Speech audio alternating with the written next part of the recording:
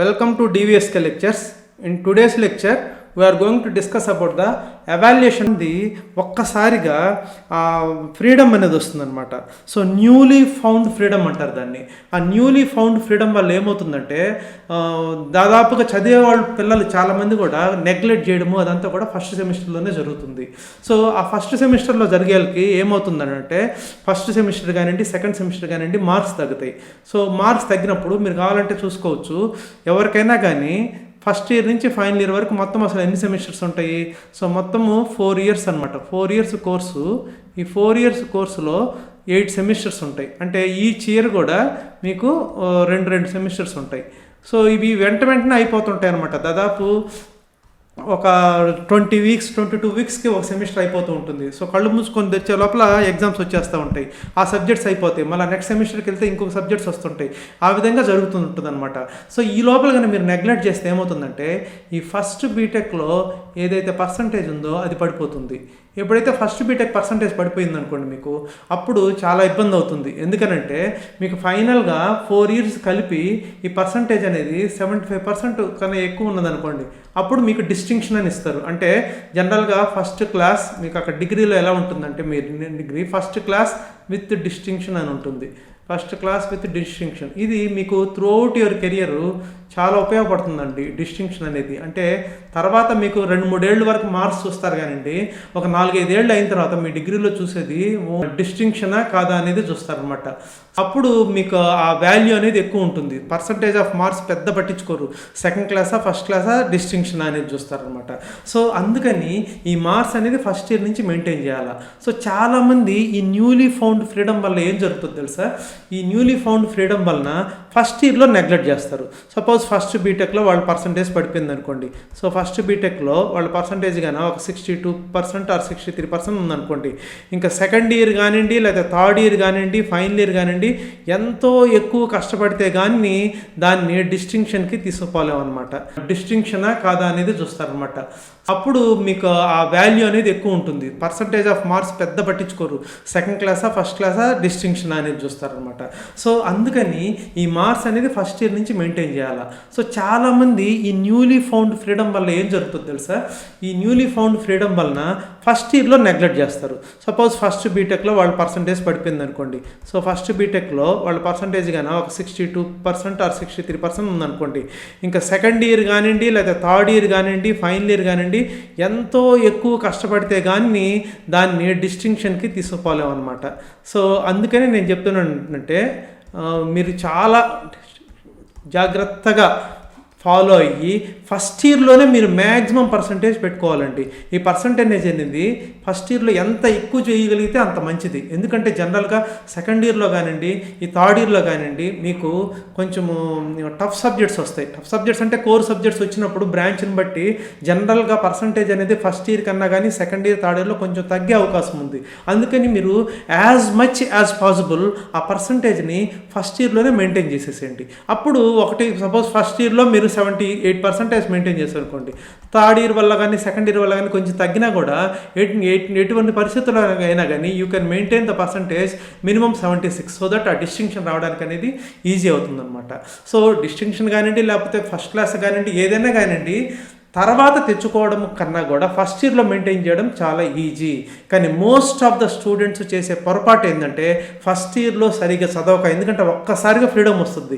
ఆ హాస్టల్ నుంచి ఒక్కసారి బయటకు పడేళ్ళకి ఆ పేరెంట్స్ అబ్జర్వేషను, లేకపోతే కాలేజీల్లో కూర్చోబెట్టి చదివించడాలు అవేమీ ఉండవు. కాబట్టి ఒక్కసారిగా ఎస్పెషల్లీ సిటీలో ఉండే పిల్లలు ఏం చేస్తారంటే రిలాక్స్ అయ్యి ఓన్లీ ఎగ్జామ్స్ అప్పుడు చదవడము, మనల్ని ఎవరు అడగట్లేదు కదా అని, తర్వాత మోస్ట్ ఆఫ్ ద టైము ఆ ప్రాక్టికల్స్ యొక్క రికార్డ్స్ రాసుకోవడము, వాటితోటి సరిపెట్టేసి ఎగ్జామ్స్లో మార్క్స్ తగ్గిపోతూ ఉంటాయి అనమాట.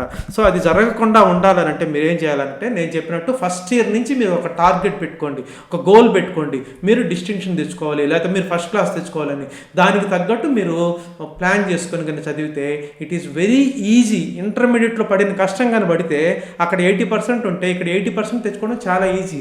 కానీ జనరల్గా ఇంజనీరింగ్లో ఇంటర్లో పెట్టిన కష్టం పెట్టరండి చాలామంది, పెట్టాల్సిన అవసరం కూడా లేదు. దాంట్లో 80% చదివినా కూడా మీకు మంచి మార్క్స్ వస్తాయి అనమాట. సో దానికి ఇప్పుడు మనం ఏం చేద్దామంటే అసలు ఎవాల్యుయేషన్ ప్యాటర్న్ ఎలా ఉంటుంది, ఎగ్జామ్స్లో ఎన్ని మార్క్స్ ఉంటాయి అవన్నీ కూడా మనం చూద్దాం. సో మీకు నేను ఆల్రెడీ ఇంతకుముందు ఏ సబ్జెక్ట్స్ ఉంటాయి ప్రతి బ్రాంచ్లో అనేది నేను కంప్యూటర్ సైన్స్ కానివ్వండి, computer science with specializations branches కానివ్వండి, ఈసీకి కానివ్వండి, ట్రిపుల్కి కానివ్వండి, వాటన్నిటికీ చేశానండి. నా ఛానల్లో ప్లేలిస్ట్లో ఉంటుంది, ఆ ప్లేలిస్ట్కి వెళ్ళి చూడండి, మీరు క్లియర్గా మీకు అర్థమవుతుంది. అవన్నీ కూడా ఆ ఏ సబ్జెక్ట్స్ ఉన్నాయి అవన్నీ కూడా క్లియర్గా అర్థమవుతుంది. తర్వాత అకాడమిక్ క్యాలెండర్ మీద ఒక వీడియో చేశాను, అది కూడా చూస్తే మీకు క్లియర్గా ఎప్పుడెప్పుడు ఎగ్జామ్స్ జరుగుతాయి అవన్నీ కూడా ఒక ఐడియా వస్తుంది. సో దాన్ని బట్టి you can accordingly plan so that you will get good marks. So జనరల్గా ఇంటర్నల్స్ కానివ్వండి లేకపోతే సెమిస్టర్ ఎండ్ ఎగ్జామ్స్ కానివ్వండి 40 మార్క్స్కి 60 మార్క్స్కి ఉంటాయన్నమాట. సో మార్చారు, ఇంతకుముందు 30-70 ఉండేది, ఇక్కడ 30 మార్క్స్ ఉండేది, ఇక్కడ 70 మార్క్స్ ఉండేది. ఇప్పుడు మీకు ఒక రకంగా అడ్వాంటేజ్ అనే చెప్పొచ్చు, ఎందుకంటే ఇంటర్నల్స్ మార్క్స్ పెంచారు కాబట్టి మీకు బెటర్ పర్సంటేజ్ వచ్చే అవకాశం ఉంది. అందుకని ఈ అవకాశాన్ని సద్వినియోగం చేసుకోండి. So internals 40 marks, end semester exam 60 marks. ఇది థియరీ కన్నా కానివ్వండి, ప్రాక్టికల్స్ కన్నా కానివ్వండి. సో ఒక సెమిస్టర్లో ఎన్ని సబ్జెక్ట్స్ ఉంటాయి? సో జనరల్గా 5 or 6 థియరీ సబ్జెక్ట్స్ ఉంటాయి, తర్వాత ఒక 3-4 ప్రాక్టికల్స్ ఉంటాయి, ప్రాక్టికల్ సబ్జెక్ట్స్. సో ఈ మొత్తం మీకు ఒక 9 సబ్జెక్ట్స్ దాకా ఉంటాయి అనమాట, అంటే both practicals as well as theory. So ఏది తీసుకున్నా కూడా మీకు 100 మార్క్స్ ఉంటాయి. ఇప్పుడు అవి ఎలా చేస్తారనేది ఇప్పుడు చూద్దాం క్లియర్గా.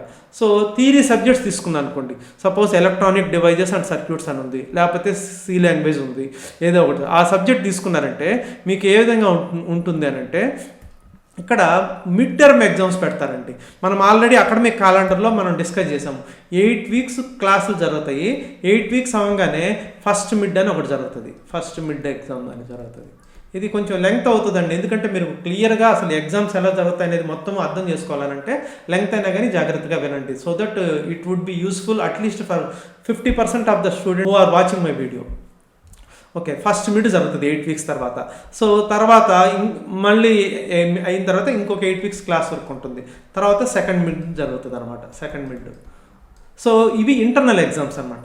సో ఇవి ఎన్ని మార్క్స్ జరుగుతాయి అంటే 25 మార్క్స్ జరుగుతుంది. సో ఫస్ట్ మిడ్ 25 మార్క్స్ పెడతారు, సెకండ్ మిడ్ కూడా 25 మార్క్స్ పెడతారు. ఎలా పెడతారు అంటే ఈ 25 మార్క్స్ దాంట్లో 10 మార్క్స్ వచ్చేసి compulsory question having 10 1 mark question అనమాట. సో 10 ఒక ఆబ్జెక్టివ్ టైప్ పార్ట్ అనమాట, పార్ట్ ఏ అనేది. ఈ 10 మార్క్స్ రాశారంటే 10 మార్క్స్ వస్తాయి. సో 25లో 10 పోయినాయి, ఇంకెన్ని ఉన్నాయి? 15 ఉన్నాయి. ఆ 15కి ఏంటంటే ఒక 5 క్వశ్చన్స్ ఇస్తారు, దాని చాయిస్ ఉంటుంది అనమాట. మీరు 3 క్వశ్చన్స్ అటెంప్ట్ చేయాలి. సో అవుట్ ఆఫ్ 5 క్వశ్చన్స్ ఈ 3 క్వశ్చన్స్ కానీ అటెంప్ట్ చేశారంటే ఈచ్ క్వశ్చన్కి 5 మార్క్స్, సో మొత్తం 15 మార్క్స్ వస్తాయి. సో ఈ విధంగా ఇక్కడ ఒక 15 మార్క్స్ వస్తాయి, ఇక్కడ ఒక 10 మార్క్స్ వస్తాయి. సో మొత్తం కలిపితే మీకు ఎంత అవుతుంది? 25 మార్క్స్ అవుతుంది. సో 25 మార్క్స్ అయిన తర్వాత ఫస్ట్ మిడ్లో ప్రతి సబ్జెక్ట్లో 25 మార్క్స్ పెడతారు, సెకండ్ మిడ్లో కూడా 25 మార్క్స్ పెడతారు. ఈ రెండింటి యావరేజ్ తీసుకొని మీకు మిడ్ మార్క్స్ అనేటివి వస్తాయి ఆ సెమిస్టర్కి. సో అంటే ఇప్పుడు ఎన్ని మార్క్స్కి వచ్చినాయండి? మొత్తం 100 మార్కుల్లో 25 మార్క్స్ వచ్చేసినాయి. ఈ రెండింటికి first mid second mid average 25 marks వస్తాయి. తర్వాత ఇందాక అనుకున్నాం ఇంటర్నల్స్ 40 మార్క్స్ అని. సరే మిగతా 15 మార్క్స్ ఎలా వస్తాయి? సో ఇందాక మనం అనుకున్నట్టు ఇంటర్నల్స్ ఏ సబ్జెక్ట్ అయినా ప్రాక్టికల్ అయినా 40 మార్క్స్ కదండి. ఆ 40 మార్క్స్లో మిడ్ టర్మ్ ఎగ్జామ్ నుంచి యావరేజ్ 25 మార్క్స్ వచ్చింది. తర్వాత మీకు అసైన్మెంట్స్ అనేటివి పెడతారనమాట. సో అసైన్మెంట్స్ పెడితే అవి ఒక 5 మార్క్స్ పెడతారు. సో అసైన్మెంట్స్ మీరు కొన్ని క్వశ్చన్స్ ఇవ్వడము, అవి సబ్మిట్ చేయమని అడుగుతారు. ఒక 2 అసైన్మెంట్లు అట్లా పెడతారు, పెట్టి వాటిలో 10 మార్క్స్ పెట్టి వాటి యావరేజ్ తీసుకొని ఒక 5 మార్క్స్ అసైన్మెంట్స్కి ఇస్తారనమాట. సో మిడ్ టర్మ్ ఎగ్జామ్స్ నుంచి 25 మార్క్స్, అసైన్మెంట్స్ నుంచి 5 మార్క్స్, తర్వాత ప్రజెంటేషన్స్, పీపీటీ ప్రజెంటేషన్ కానీ, పోస్టర్ ప్రజెంటేషన్ కానీ, వైవా కానీ అటువన్నీ తీసుకొని దానికి ఒక 10 మార్క్స్ ఇంటర్నల్ కింద ఇస్తారనమాట.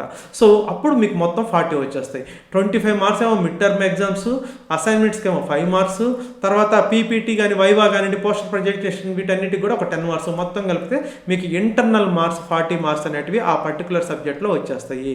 ప్రతి సబ్జెక్ట్కి ఈ విధంగానే జరుగుతుంది. Suppose electronic devices and circuit అంటే ఈ విధంగా జరుగుతుంది, తర్వాత సి లాంగ్వేజ్ అంటే ఈ విధంగా జరుగుతుంది, తర్వాత విఎల్ఎస్ఏ అన్న కూడా ఈ విధంగా జరుగుతుంది. ఏదైనా కానీ మీ సబ్జెక్ట్స్ ప్రతి సబ్జెక్ట్లో కూడా జరిగే పద్ధతి ఇది అనమాట ఇంటర్నల్ మార్క్స్కి. తర్వాత ఎక్స్టర్నల్ సెమిస్టర్ ఎండ్ ఎగ్జామ్స్ ఎలా జరుగుతాయి అది కూడా చూద్దాము. So semester end exam 60 marks ఉంటుందండి. 40 మార్క్స్ ఇంటర్నల్ పోయిందిగా, ఇంకా 60 మార్క్స్కి ఎండ్ సెమిస్టర్లో మొత్తం సిలబస్ మీద ఎగ్జామ్ పెడతారు. సో దీంట్లో కూడా అంతే, పార్ట్ ఏ అని పార్ట్ బి అని 2 ఉంటాయండి. సో పార్ట్ ఏలో ఏంటంటే 10 మార్క్స్, ఇక్కడ కూడా 10 marks compulsory question having 1 mark question from all units, అన్ని యూనిట్స్ నుంచి కలిపి 1 మార్క్ క్వశ్చన్స్ ఇస్తారు పార్ట్ ఏలో, అది ఒక 10 మార్క్స్కి. సో 60లో 10 మార్క్స్ పోతే ఇంకా పార్ట్ బిలో ఎన్ని ఉంటాయి, 50 మార్క్స్. సో మొత్తం మీకు 5 యూనిట్స్ ఉంటాయండి, 5 యూనిట్స్ ఉంటాయి ప్రతి సబ్జెక్ట్లో కూడా. ఈ 5 యూనిట్స్ నుంచి 5 క్వశ్చన్స్ ఇస్తారు. సో ఇక్కడ ఎట్లా ఉంటుందంటే క్వశ్చన్ నెంబర్ 2 నుంచి 6 వరకు అంటే మొత్తం 5 క్వశ్చన్స్ ఇస్తారు. సో మొత్తం 5 ఎలా ఇస్తారంటే మీరు అంటే సెకండ్ యూనిట్ నుంచి మీకు ఎయిదర్ ఆర్ అని ఇస్తారు, అంటే ఒక క్వశ్చన్ ఆర్ రెండో క్వశ్చన్, అంటే సెకండ్ యూనిట్ కంపల్సరీగా చదివి ఉండాలా. అదేవిధంగా థర్డ్ యూనిట్ నుంచి కూడా అంతే, థర్డ్ యూనిట్ నుంచి ఎలా ఇస్తారు, either this question or that question అట్లా ఇస్తారు అనమాట. అదేవిధంగా 4th యూనిట్ నుంచి కూడా either this question or that question అట్లా. అంతేగాని మీరు ఒక 3 యూనిట్లు చదువుకొని పోయి అన్ని రాద్దామంటే కుదరదు, 5 యూనిట్స్ చదవాల్సిందే. సో దట్ ప్రతి యూనిట్ నుంచి either first question or second question attempt చేయాలి. అదేవిధంగా నెక్స్ట్ యూనిట్ నుంచి ఏదైనా first question or second question attempt చేయాల్సి ఉంటుంది. ఆ విధంగా 5 యూనిట్స్ నుంచి 5 క్వశ్చన్స్ ఇస్తే 50 మార్క్స్ అయిపోతాయి. అప్పుడు మొత్తం ఎన్ని అయిపోతాయి మీకు 50 + 10 మొత్తం మీకు 60 మార్క్స్ అయిపోతాయి. ఈ విధంగా థియరీ ఎగ్జామ్స్కి జరుగుతాయండి. అదేవిధంగా మనం ఇప్పుడు ప్రాక్టికల్స్ ఎగ్జామ్స్ ఎలా జరుగుతాయని కనుక చూసామంటే, సో తర్వాత దీంట్లో ప్రతి ఆ సిలబస్లో చూడండి, ఈ ప్రతి బ్రాంచ్కి కూడా ఈ విధంగా ఒక సబ్జెక్ట్ ఉందండి, elements of computer science and engineering, లేకపోతే elements of electronics and communication engineering or elements of mechanical engineering అని ఉంటుంది. దీనికి మాత్రము నో ఎక్స్టర్నల్ ఎగ్జామ్, ఇంకా ఫైనల్ ఎగ్జామ్ ఏమి ఉండదు, ఓన్లీ ఇంటర్నల్ ఎవాల్యుయేషనే. ఇంటర్నల్ ఎవాల్యుయేషన్ ఎలా జరుగుతుందంటే ఫస్ట్ మిడ్ అప్పుడు 50 మార్క్స్కి పెడతారండి, తర్వాత సెకండ్ మిడ్ అప్పుడు మళ్ళీ 50 మార్క్స్కి పెడతారు, వాటి యావరేజ్ తీసుకొని 50 మార్క్స్కి వేసేస్తారు. సో ఈ ఒక్క సబ్జెక్ట్కి మాత్రం 50 మార్క్స్ ఉంటుంది, మిగతా అన్నీ కూడా మీకు 100 మార్క్స్ ఉంటాయి, దీనికి మాత్రం 50 మార్క్సే అనమాట. సో ఇదనమాట మీకు ఈ elements of your branch subject అనమాట, ఎలిమెంట్స్ ఆఫ్ సిఎస్సి లేకపోతే ఎలిమెంట్స్ ఆఫ్ ఈసీ దానికి. తర్వాత ప్రాక్టికల్స్ ఎలా జరుగుతాయి, మనం ప్రాక్టికల్స్ కానీ వచ్చామంటే ప్రాక్టికల్స్లో కూడా ఇంటర్నల్స్ 40 మార్క్స్ అండి, తర్వాత ఎక్స్టర్నల్స్ 60 మార్క్స్. ఇప్పుడు మీకు ఫిజిక్స్ ల్యాబొరేటరీ తీసుకోండి, లేకపోతే కెమిస్ట్రీ ల్యాబొరేటరీ తీసుకోండి, అదేనండి మీకు అడ్వాంటేజ్. ఫస్ట్ ఇయర్లో అన్నీ కూడా English, physics, chemistry, C language ఇటువంటి సబ్జెక్ట్స్ ఉంటాయి. అందుకని మీరు ఫస్ట్ ఇయర్లో ఎంత మ్యాక్సిమం వీలైతే అంత పర్సంటేజ్ మీద మెయింటైన్ చేశారంటే తర్వాత కొంచెం టఫ్ సబ్జెక్ట్స్ వచ్చినా కూడా సిజిపిఏ కానీ పర్సంటేజ్ కానీ మెయింటైన్ చేసి మీరు డిస్టింక్షన్ కానీ ఫస్ట్ క్లాస్ కానీ తెచ్చుకోవడం అనేది ఈజీ అవుతుంది. తర్వాత ప్రాక్టికల్స్ చూస్తే సో 40 మార్క్స్ ఏంటంటే ప్రతి వారం మీకు ల్యాబ్ జరుగుతుందండి. ఆ ప్రతి వారం మీరు ఎక్స్పెరిమెంట్ చేస్తుంటారు, అబ్జర్వేషన్స్ మెయింటైన్ చేస్తారు, రికార్డ్ రాస్తారు, వైవా అడుగుతుంటారు. దీని అంతటికి కూడా కంటిన్యూస్ ఎవాల్యుయేషన్ 30 మార్క్స్ జరుగుతుందండి. అవుట్ ఆఫ్ 40 రికార్డుకి కానీ, రైటప్కి కానీ, అబ్జర్వేషన్కి కానీ, తర్వాత వైవాకి కానీ, వీటన్నిటికీ. తర్వాత సెమిస్టర్ అయిపోక ముందు ఇంటర్నల్గా ఒక ఎగ్జామ్ పెడతారు, అంటే ఎక్స్టర్నల్ ఎగ్జామ్ జరగక ముందు అన్ని ఎక్స్పెరిమెంట్స్ అయిపోయిన తర్వాత ఒక ఇంటర్నల్ ఎగ్జామ్ అని పెడతారు, దీనికి ఒక 10 మార్క్స్, రెండు కలిపి 40 మార్క్స్కి ఇంటర్నల్స్ ఉంటాయండి. ప్రాక్టికల్స్ వచ్చేసరికి సో ఎక్స్టర్నల్ వచ్చేసరికి 60 మార్క్స్ జరుగుతుంది. సో ఆ ఎక్స్టర్నల్ 3 అవర్స్గా ఇంటర్నల్స్ అనేది 2 అవర్సే పెట్టేస్తారండి, లేకపోతే 3 అవర్స్. ఎక్స్టర్నల్ మాత్రం 3 అవర్స్ ల్యాబ్ జరుగుతుంది. మిడ్ కూడా అంతే, థియరీ మిడ్ ఎగ్జామ్ తీసుకున్నాం అనుకోండి, ఆ పాయింట్ నేను అక్కడ మర్చిపోయాను.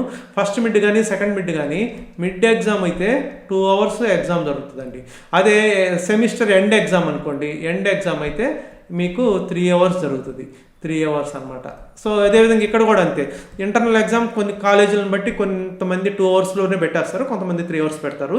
సో ఇక్కడైతే 2 అవర్స్, ఎక్స్టర్నల్ ఎగ్జామ్ మాత్రం 3 అవర్స్ జరుగుతుందండి. సో ఈ ఎక్స్టర్నల్ ఎగ్జామ్ ప్రతి ప్రాక్టికల్ ఎగ్జామ్ కూడా 60 మార్క్స్కి ఎలా చేస్తారంటే 10 మార్క్స్ రైటప్, అంటే మీకు అక్కడ ఏ ఎక్స్పెరిమెంట్ వస్తుందో తెలీదు. సపోజ్ 10 ఎక్స్పెరిమెంట్ చేశారనుకోండి, అవి అన్ని చీటీలాగా వేస్తారు, మీరు ఒకటి తీయాల్సి ఉంటుంది. తీసినప్పుడు మీకు ఏ ఎక్స్పెరిమెంట్ వస్తే ఆ ఎక్స్పెరిమెంట్కి సంబంధించిన రైటప్ రాయాలన్నమాట, దానికి 10 మార్క్స్. తర్వాత ఎక్స్పెరిమెంట్ చేసిన దానికి 15 మార్క్స్.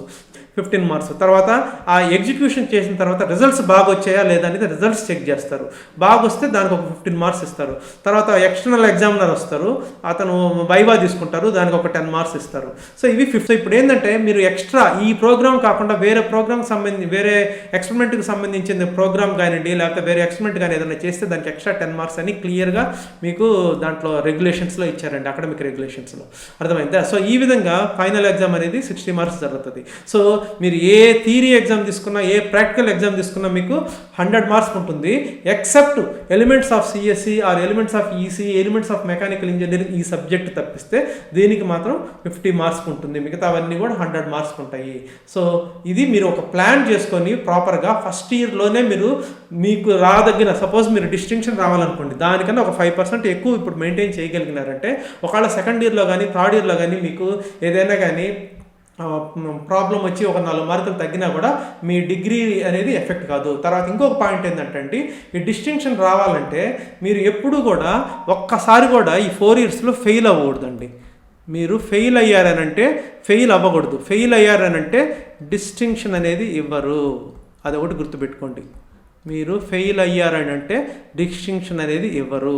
సార్ నాకు 85% ఉంది సార్ మార్క్స్, నాకు డిస్టింక్షన్ కన్నా ఎక్కువ ఉందన్నా కూడా 85% ఉన్నా కూడా మీరు కానీ ఒక్కసారి ఫెయిల్ అయినా డిస్టింక్షన్కి నాట్ ఎలిజిబుల్. అర్థమవుతుందా? సో డిస్టింక్షన్ రావాలంటే మీకు వన్ ఆఫ్ ద కండిషన్స్ ఏంటంటే ఒక్కసారి కూడా ఫెయిల్ అవ్వకుండా ఫస్ట్ అటెంప్ట్లోనే పాస్ అయి ఉండాలి. తర్వాత 75% మార్క్స్ లేకపోతే 8 సిజిపిఏ అయితే 8 సిజిపిఏ మెయింటైన్ చేయాలన్నమాట. సో అప్పుడు మీకు ఈ డిస్టింక్షన్ వస్తుంది. అర్థమవుతుందా? సో ఈ విధంగా మీరు ఇప్పటి నుంచి ప్రాపర్గా ప్లాన్ చేసుకొని, ఎందుకంటే ఇప్పుడే అడుగు పెట్టారు. సో ఐ హోప్ మీకు అందరికి కూడా నచ్చిన బ్రాంచ్లు వచ్చినాయని అనుకుంటున్నాను, ఆ నచ్చిన కాలేజ్ వచ్చిందని అనుకుంటున్నాను. సో మీరు ఇప్పటి నుంచి ప్రిపేర్ చేసుకొని, ఇప్పటి నుంచి ప్లాన్ చేసుకొని, ప్లానింగ్ లేకపోతే సక్సెస్ అనేది ఎప్పుడైనా కష్టమేనండి. ఇప్పటి నుంచే ప్లాన్ చేసుకొని మీ టార్గెట్ ఎంత, మీరు ఎంత పర్సంటేజ్ తలుచుకున్నారు, దానికి ఫస్ట్ ఇయర్లో మనం ఎంత మెయింటైన్ చేయాలా, మీరు తెచ్చుకోదలుచుకున్న పర్సంటేజ్ కన్నా ఒక 3-4% ఫస్ట్ ఇయర్లో ఎక్కువ మెయింటైన్ చేయండి. అప్పుడు మీకు ఏ ఇబ్బంది లేకుండా ఈ పర్సంటేజ్ మీకు ఎక్స్పెక్టెడ్ లెవెల్లో వస్తుందన్నమాట. సో మీరు అందరూ ఇప్పటి నుంచి రేపు క్లాసుల్లో స్టార్ట్ అవుతున్నారు.